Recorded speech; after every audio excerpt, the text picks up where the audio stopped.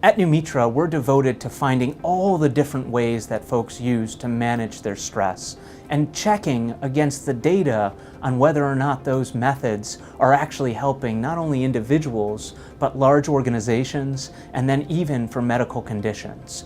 From animal models and what we're seeing from neuroimaging, I can say as a neuroscientist that stress affects the best abilities of the brain.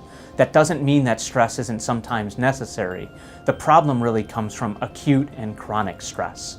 Sometimes stress may be important. You have to get this work done by this deadline.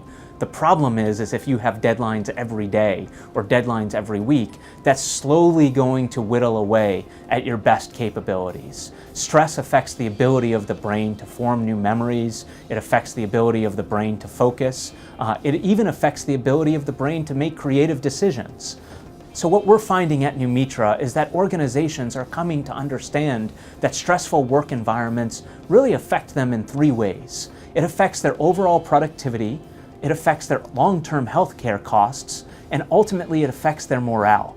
And so stressful organizations are coming to us, and we're working directly with them to help them understand how stress affects not just the whole organization, but different parts in the organization, or one type of role in the organization versus another type of role in the organization. Knowledge workers are especially prone to the effects of stress. Knowledge workers are expected to sit at a desk, or in some cases stand at a desk today, and use the best capabilities of their brains to do their best work every day, day in and day out.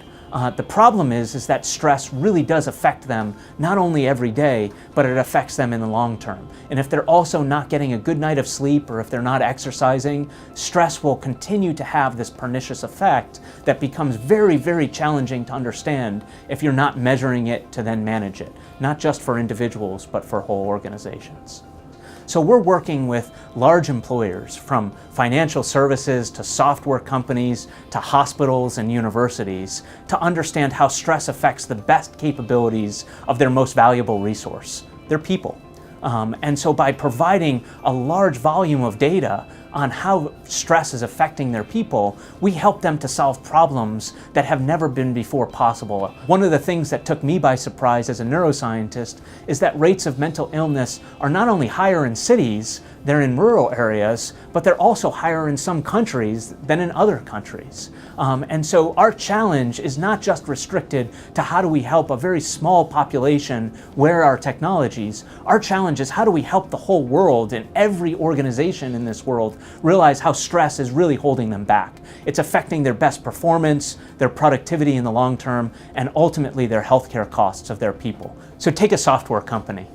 Software companies are only able to be productive when people are able to write their best code. The challenge in writing code is that it requires a balance between short-term and long-term memory with problem-solving skills. When someone is stressed, what we're finding is they're more likely to submit bugs as part of that code. To now come back around and correct that bug requires a whole team approach to isolate exactly what the problems are. So if we're seeing an increase in the number of bugs in software companies, this is really a cost driver that's affecting their overall productivity and performance in the long term, most especially around deadlines and around big projects. By understanding stress, we can help software companies minimize the number of bugs that are winding up in the software that they're producing.